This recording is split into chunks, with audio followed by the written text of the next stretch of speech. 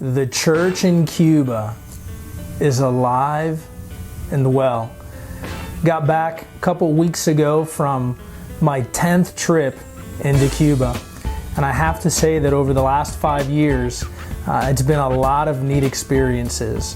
But by far, to see the joy, the level of contentment that I saw in the church this time around, and the enthusiasm with just some of the new opportunities that they've been given. One of them is that they can buy and sell property, and so the church seems to be excited about the possibility of expanding. No new churches have been built, no new church buildings since 1959, but there are house churches, and so the house church movement is alive and well in Cuba.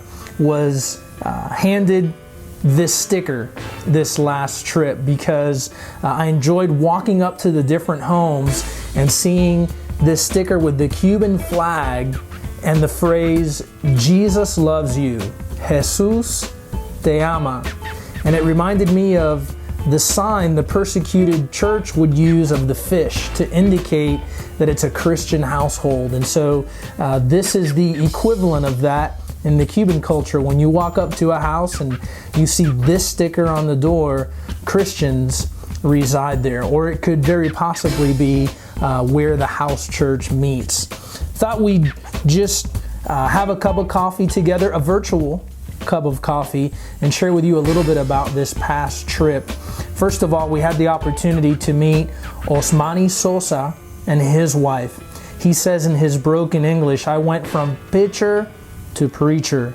And God has gotten a hold of his life, and he's not only planted a church, but he's pioneered the sports ministry in Cuba, where they literally have thousands of conversions every couple months as they go to different parts of the island and use baseball, volleyball, and soccer as a platform to share the gospel, very specifically sharing from a little booklet on the life of Christ and seeing individuals come to know Christ through the little booklet on the life of Christ, and of course learning the game of baseball.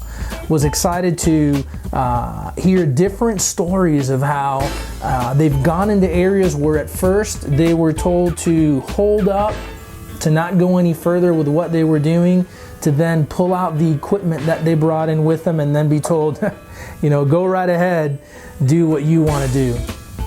Spent time with our ministry staff over there. We do have individuals that serve the marriage and family ministry on a full-time basis.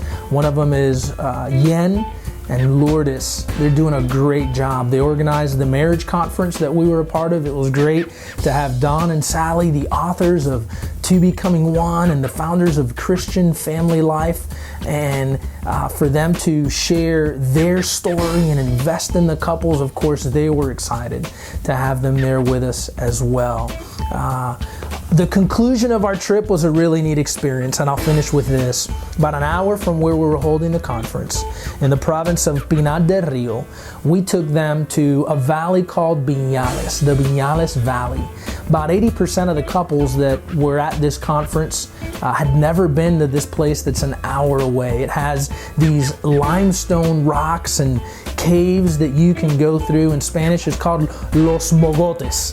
And so it was neat to show up and watch them get out of the vehicle that we transported them in, and as couples just be able to connect with one another and overlook God's beautiful creation of Los Viñales.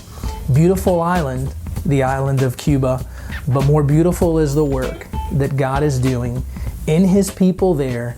And I just want to say thank you to each of you that were a part of that beautiful work being done. How beautiful are the feet of those who preach the good news.